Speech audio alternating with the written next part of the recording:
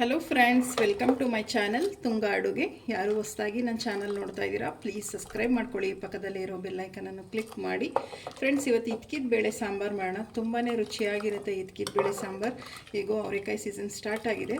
ತುಂಬಾ ಚೆನ್ನಾಗಿರುತ್ತೆ ಈ ಸಾಂಬಾರು. ಚಪಾತಿ, ಪೂರಿ, ರಾಗಿ ಮುದ್ದೆಗಂತೂ ತುಂಬ ಚೆನ್ನಾಗಿರುತ್ತೆ. ವೈಟ್ ರೈಸ್ಗೆಲ್ಲ ಇದನ್ನು ಹೇಗೆ ಈಸಿಯಾಗಿ ಮಾಡೋದು ಅಂತ ನೋಡೋಣ ಬನ್ನಿ. ನೋಡಿ, ಮೊದಲಿಗೆ ಒಂದು ಮಿಕ್ಸಿ ಜಾರ್ ತೊಗೊಂಡಿದ್ದೀನಿ.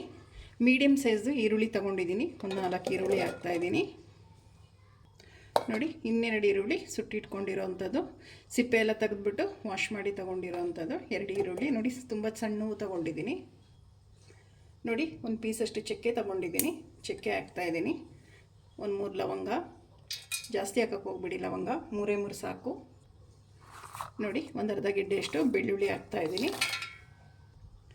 ನೋಡಿ, ಒಂದು ಅರ್ಧ ಇಂಚಷ್ಟು ಶುಂಠಿ ಹಾಕ್ತಾಯಿದ್ದೀನಿ. ಒಂದು ಸ್ವಲ್ಪ ನೀರು ಹಾಕ್ಬಿಟ್ಟು ಗಟ್ಟಿಗೆ ಇದು ಗ್ರೈಂಡ್ ಮಾಡ್ಕೊಂಬರ್ಬೇಕು. ಸಾಕು, ಒಂದು ಸ್ವಲ್ಪ ನೀರು. ಇದನ್ನು ಗ್ರೈಂಡ್ ಮಾಡ್ಕೊಂಬರೋಣ.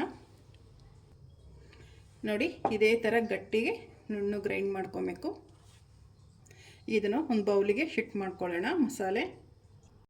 ನೋಡಿ, ಅದೇ ಮಿಕ್ಸಿ ಜಾರ್ಗೆ ನೋಡಿ ಒಂದು ಅರ್ಧ ಚಿಪ್ಪಷ್ಟು ಕಾಯಿ ತುರಿ ಹಾಕ್ತಾಯಿದ್ದೀನಿ. ತುರಿದ್ಬಿಟ್ಟು ಒಂದು ಅರ್ಧ ಚಿಪ್ ಸಾಕು, ಜಾಸ್ತಿ ಬೇಡ. ನೋಡಿ, ಒಂದು ಅರ್ಧ ಟೇಬಲ್ ಸ್ಪೂನಷ್ಟು ಗಸಗಸೆ ಹಾಕ್ತಾಯಿದ್ದೀನಿ. ನೋಡಿ, ಒಂದು 2 ಟೇಬಲ್ ಸ್ಪೂನಷ್ಟು ಧನಿಯಾ ಪುಡಿ ತೊಗೊಂಡಿದ್ದೀನಿ. ಅಚ್ಚ ಖಾರದ ಪುಡಿ 1 ಟೇಬಲ್ ಸ್ಪೂನ್ ತೊಗೊಂಡಿದ್ದೀನಿ. ನಿಮಗೆ ಖಾರಕ್ಕೆ ಎಷ್ಟು ಬೇಕು ನೋಡಿಬಿಟ್ಟು ಅಚ್ಚ ಖಾರದ ಪುಡಿ ಯೂಸ್ ಮಾಡ್ಕೊಳ್ಳಿ. ಇದಕ್ಕೀಗ ನೀರು ಹಾಕ್ತಾಯಿದ್ದೀನಿ.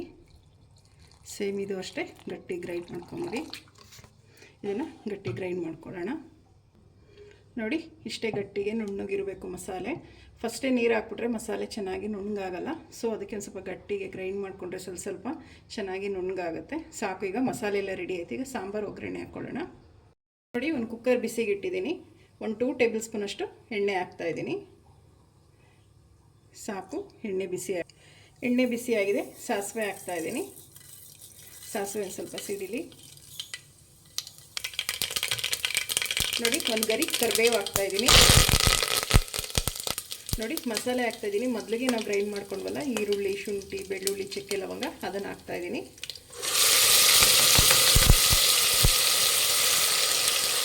ಮಿಕ್ಸ್ ಮಾಡಿ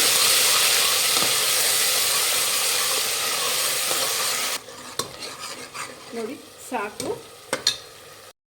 ನೋಡಿ, ಮಸಾಲೆ ಸಾಕು ಫ್ರೈ ಮಾಡಿರೋದು.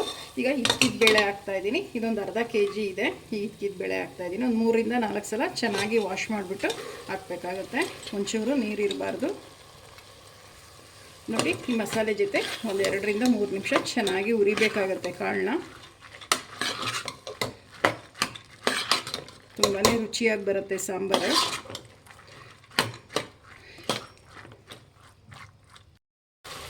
ನೋಡಿ, ಕಾಳನ್ನ ಚೆನ್ನಾಗಿ ಫ್ರೈ ಮಾಡಿದ್ದಾಗಿದೆ. ಸಾಕು. ಈಗ ನಾವು ಮಸಾಲೆ ಹಾಕ್ಕೊಳ್ಳೋಣ. ಧನಿಯಾ ಪುಡಿ, ಖಾರದ ಪುಡಿ, ತೆಂಗಿನಕಾಯಿ ಏನು ರುಬ್ಬಿದ್ವಲ್ಲ ಅದನ್ನು ಹಾಕ್ತಾಯಿದ್ದೀನಿ. ನೋಡಿ, ಅದೇ ಮಿಕ್ಸಿ ಜಾರ್ಗೆ ನೀರು ಹಾಕ್ಬಿಟ್ಟು ಹಾಕ್ತಾಯಿದ್ದೀನಿ. ಮಸಾಲೆ ಇರುತ್ತೆ, ವೇಸ್ಟ್ ಮಾಡಬೇಡಿ. ಇದನ್ನು ಮಿಕ್ಸ್ ಮಾಡಿ. ನಿಮಗೆ ಸಾಂಬಾರು ಕ್ವಾಂಟಿಟಿ ನೋಡಿ ಎಷ್ಟು ಬೇಕು, ಗಟ್ಟಿ ಮತ್ತು ತೆಳುವು ಎಲ್ಲ. ನೋಡಿ, ಗಟ್ಟಿ ಇದೆ. ನಾನು ಇನ್ನೂ ಒಂದು ಸ್ವಲ್ಪ ನೀರು ಹಾಕ್ತಾಯಿದ್ದೀನಿ. ನಾನಿಲ್ಲಿ ಟೋಟಲ್ ಒಂದು 3/4 ಲೀಟ್ರಷ್ಟು ನೀರು ಹಾಕಿದ್ದೀನಿ.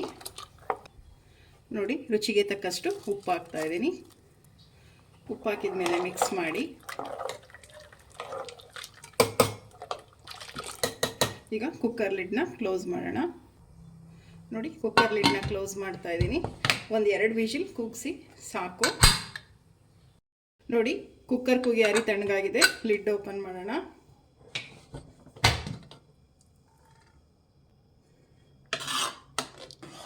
ನೋಡಿ, ಕಾಳೆಲ್ಲ ಎಷ್ಟು ಚೆನ್ನಾಗಿ ಬೆಂದಿದೆ. ಫುಲ್ಲು ಕದ್ರು ಹೋಗಿಲ್ಲ. ನೋಡಿ, ಎಷ್ಟು ಚೆನ್ನಾಗಿ ಬೆಂದಿದೆ. ತುಂಬ ರುಚಿಯಾದ ಇದ್ಕಿದ ಬೇಳೆ ಸಾರು ರೆಡಿಯಾಗಿದೆ. ಸೂಪರಾಗಿರುತ್ತೆ ಅಂತಲೇ ಹೇಳ್ಬೋದು. ಇದ್ಕಿದ ಬೇಳೆ ಸಾಂಬಾರು ತುಂಬ ರುಚಿಯಾಗಿರುತ್ತೆ. ರಾಗಿ ಮುದ್ದೆ, ವೈಟ್ ರೈಸ್, ಚಪಾತಿ, ಪೂರಿಗೆಲ್ಲ ಸೂಪರಾಗಿರುತ್ತೆ ಅಂತಲೇ ಹೇಳ್ಬೋದು ಫ್ರೆಂಡ್ಸ್. ಇದನ್ನು ಡಿಶ್ ಔಟ್ ಮಾಡ್ಕೊಳ್ಳೋಣ. ಫ್ರೆಂಡ್ಸ್, ನೋಡಿ, ರುಚಿಯಾದ ಇದ್ಕಿದ ಬೇಳೆ ಸಾಂಬಾರು ರೆಡಿಯಾಗಿದೆ. ನೀವು ಒಮ್ಮೆ ಮಾಡಿ ಹೇಗೆ ಬಂತು ಅಂತ ಕಮೆಂಟ್ ಸೆಕ್ಷನಲ್ಲಿ ತಿಳಿಸಿ. ನಿಮಗೆ ವಿಡಿಯೋ ಒಂದು ಸ್ವಲ್ಪನಾದರೂ ಇಷ್ಟ ಆಗಿದರೆ ಫ್ರೆಂಡ್ಸ್ ಆ್ಯಂಡ್ ಫ್ಯಾಮಿಲಿ ಮೆಂಬರ್ಸ್ಗೆ ಶೇರ್ ಮಾಡಿ. ಪ್ಲೀಸ್ ನಮ್ಮ ಚಾನಲ್ನ ಸಬ್ಸ್ಕ್ರೈಬ್ ಮಾಡಿ. ಪಕ್ಕದಲ್ಲಿರೋ ಬೆಲ್ಲೈಕನನ್ನು ಕ್ಲಿಕ್ ಮಾಡಿ. ನಾನು ಅದೇ ವಿಡಿಯೋ ಹಾಕಿದ್ರೆ ನೋಟಿಫಿಕೇಷನ್ ಬರುತ್ತೆ. Thank you for watching. ಮುಂದಿನ ವಿಡಿಯೋದಲ್ಲಿ ಭೇಟಿಯಾಗೋಣ. ನಮಸ್ಕಾರ.